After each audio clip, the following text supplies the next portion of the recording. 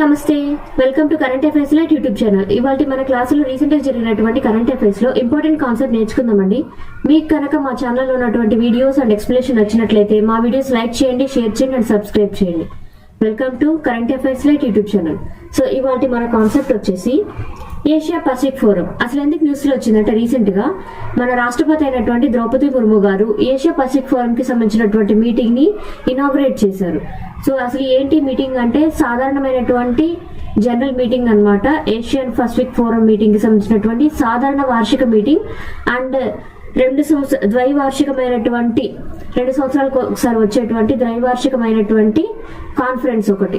So వీటిని start చేయడం జరిగింది. ఎక్కడ జరిగింది ఈ మీటింగ్ అంటే న్యూఢిల్లీలో జరిగింది.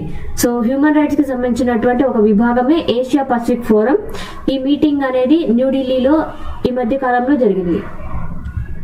అసలు బ్యాక్గ్రౌండ్ ఏంటి? ఏషియా పసిఫిక్ ఫోరం అనేది 1996 లో స్టార్ట్ చేయడం జరిగింది, స్థాపించబడింది. అండ్ సెక్రటేరియట్ వచ్చేసి సిడ్నీలో ఉందన్నమాట. ఆస్ట్రేలియా యొక్క సిడ్నీలో ఈ యొక్క ఏషియా పసిఫిక్ ఫోరం యొక్క సెక్రటేరియట్ అనేది ఉంది. మ్యాండేట్. సో అసలు దీని యొక్క ఆవశ్యకత ఏమిటి?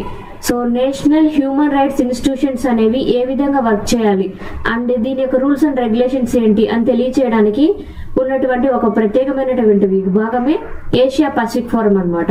ఇందులో హ్యూమన్ రైట్స్ కి సంబంధించినటువంటి ప్రతి ఒక్క విషయాన్ని చర్చించి ఎలా దీనికోసం సొల్యూషన్ తీసుకొని రావాలి అని చర్చిస్తూ ఉంటారు. అండ్ మెంబర్ కంట్రీస్, ఇందులో 5 ఫౌండింగ్ మెంబర్స్ ఉన్నారు. ఏపీఎఫ్ కి వచ్చేసి ఏపీఎఫ్ మెంబర్షిప్ కావాలి అంటే ఇప్పటికి ఏపీఎఫ్ మెంబర్షిప్ అనేది 26 NHRIs కు ఉంది. ఒక్కొక్క కంట్రీలో నేషనల్ హ్యూమన్ రైట్స్ కమిషన్ ఒకటి ఉంటుంది. సో అలా 26 ఉన్నాయి. సో 26లో 16 దేశాలకేమో ఏ స్టేటస్ అనేది ఉంది, మిగిలిన దేశాల్లో 9 దేశాలకి బి స్టేటస్ అనేది ఉంది. అండ్ ఒకటి మాత్రం సస్పెండెడ్ మెంబర్ గా ఉందన్నమాట, అది ఆఫ్ఘనిస్తాన్. ఎందుకంటే ఆఫ్ఘనిస్తాన్ లో ప్రస్తుతం ఉన్న పరిస్థితుల కారణంగా అక్కడ హ్యూమన్ రైట్స్ యొక్క అంశాన్ని చర్చించడం అనేది జరగడం లేదు. సో అక్కడ చాలా కష్టతరమైనటువంటి పరిస్థితుల కారణంగా సో అక్కడ హ్యూమన్ రైట్స్ ఎలా ఉండాలి అనేటువంటి విషయాన్ని తీసుకోవడం లేదు. Membership criteria. So membership criteria అంటే అసలు నేషనల్ హ్యూమన్ రైట్స్ కి సంబంధించినటువంటి విభాగంలో రావాలి అంటే ఎటువంటి అర్హతలు ఉండాలి? సో అర్హతలు ఏ విధంగా అంటే, ఇంటర్నేషనల్ స్టాండర్డ్స్ అనేవి ఇచ్చారు. ఏ విధంగా అంటే ప్యారిస్ ప్రిన్సిపల్లో ఇవ్వబడినటువంటి స్టాండర్డ్స్ ఏవైతే ఉంటాయో వాటిని ఇవి సాటిస్ఫై చేసినప్పుడు ఆ దేశాలకు సంబంధించినటువంటి నేషనల్ హ్యూమన్ రైట్స్ అనేవి ఆ కేటగిరీలో వాళ్ళు రికగ్నైజ్ చేస్తారు. సో కేటగిరైజేషన్ అనేది ఏ స్టేటస్ లో ఉందా, బి స్టేటస్ లో ఉందా అనేది ఎప్పటికప్పుడు చెక్ చేస్తూ ఉంటారు అనమాట. అండ్ NHRIs ఏవైతే ఉన్నాయో అంటే ప్రతి దేశానికి సంబంధించినటువంటి నేషనల్ హ్యూమన్ రైట్స్ ఇన్స్టిట్యూషన్స్ ఏవైతే ఉన్నాయో అవి ఖచ్చితంగా ఈ యొక్క ప్యారిస్ ప్రిన్సిపల్ ఇచ్చినటువంటి అన్ని రూల్స్ ని పాటించాలి. సో అన్ని రూల్స్ ని పాటిస్తే అందులో మెంబర్ కంట్రీస్ గా ఉంటాయి, లేదా కొంతవరకు మాత్రమే పాటిస్తే అంటే పాక్షికంగా మాత్రమే పాటిస్తే అవి అసోసియేట్ మెంబర్షిప్ హోదాలో ఉంటాయి. ప్యారిస్ ప్రిన్సిపల్స్ అంటే ఏంటి? సో ప్యారిస్ ప్రిన్సిపల్స్ అనేవి నేషనల్ హ్యూమన్ రైట్స్ ఇన్స్టిట్యూషన్స్ కి ఇవ్వబడినటువంటి రెగ్యులేషన్స్ అన్నమాట.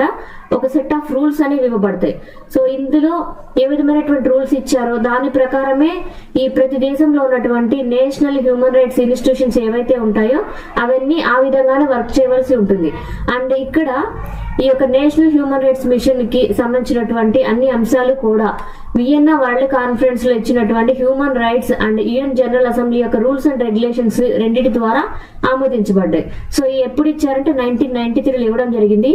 So Vienna world conference human rights కి సంబంధించినటువంటి మీటింగ్ అండ్ UN జనరల్ అసెంబ్లీలో ఇచ్చినటువంటి రూల్స్ అండ్ రెగ్యులేషన్స్ ఈ రెండింటి ద్వారా ఆమోదించబడి అన్ని నేషనల్ హ్యూమన్ రైట్స్ ఇన్స్టిట్యూషన్స్ తో ఫాలో అవబడేవే Paris principles. APF and GANHRI. So APF అంటే Asia Pacific forum, GANHRI. So global alliance of national human rights institutions.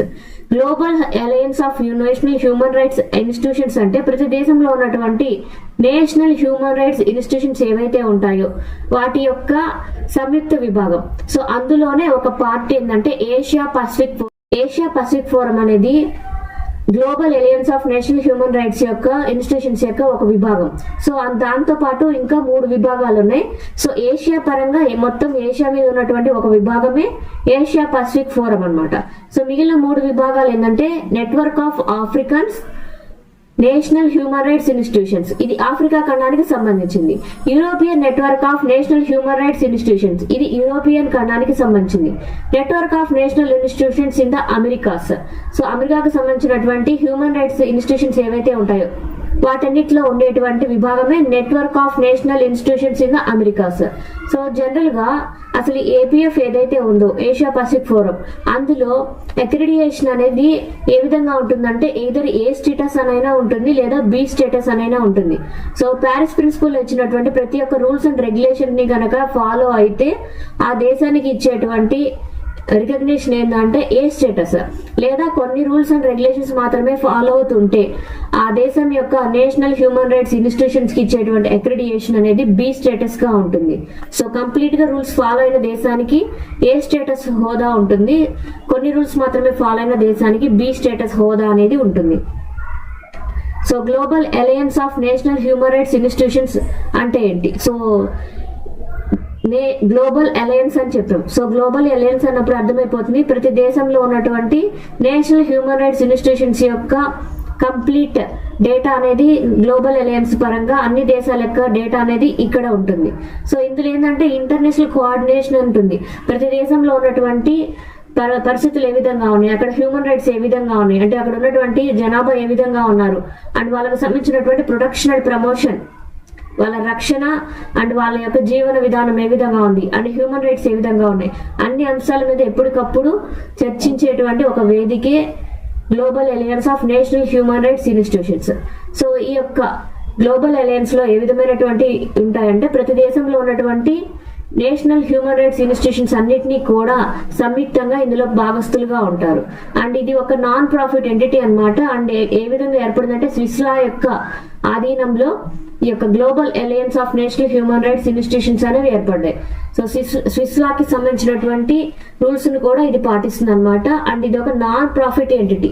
So ఇది మానవ హక్కుల పరిరక్షణ కోసం ఏర్పాటు చేసినటువంటి గ్లోబల్ అలయన్స్. ప్రపంచవ్యాప్తంగా ఉన్నటువంటి అన్ని దేశాల్లో నేషనల్ హ్యూమన్ రైట్స్ ఇన్స్టిట్యూషన్స్ ఏవైతే ఉన్నాయో అవన్నీ కూడా ఇందులో భాగస్తులు.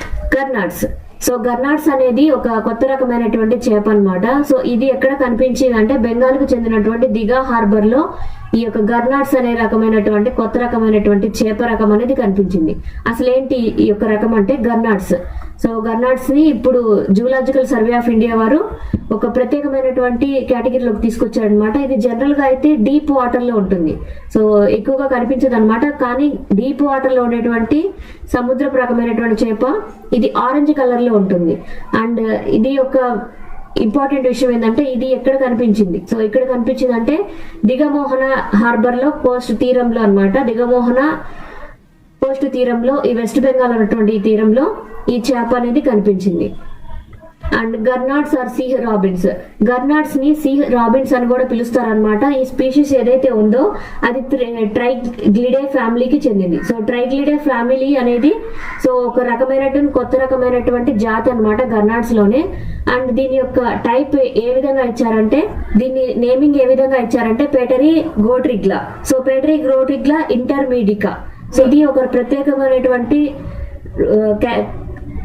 క్యారెక్టరిస్టిక్స్ అనేవి దీనికి ఉన్నాయి. అండ్ ఇందులో ఇంకా చాలా రకాలు ఉంటాయి అన్నమాట. ఒక్కొక్క రకానికి ఒక్కొక్క రకమైనటువంటి క్యారెక్టరిస్టిక్స్ అనేవి లక్షణాలు అనేవి ఉంటాయి.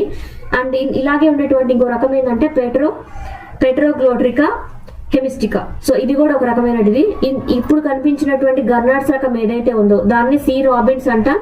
దాని యొక్క శాస్త్రీయ నామం వచ్చేసి పేటరీ గోట్రిగ్లా ఇంటర్మీడికా. అంటే ఇది ప్రత్యేకంగా ఇండియాలో కనిపించినటువంటి 4వ రకమైనటువంటి జాతి అన్నమాట. ఇప్పుడు వరకు 4 రకాలు అనేవి కనిపించడం జరిగింది. కానీ ఈ యొక్క ఫ్యామిలీ ఏదైతే ఉందో సో ఇందులో నియర్లీ 178 జాతులు ఉన్నట్లుగా కనిపెట్టారు. సో ఇందులో ఉన్న రకాల్లో 178 రకాల్లో ప్రస్తుతానికైతే 4 రకాలైనటువంటి రకాలని మన ఇండియాలో కనిపించడం జరిగింది. Thank you for watching my video. మీకు కనుక నా వీడియో ఎక్స్ప్లెనేషన్ నచ్చినట్లయితే నా వీడియోస్ లైక్ చేయండి, షేర్ చేయండి అండ్ సబ్స్క్రైబ్ చేయండి. Thank you for watching. Thank you.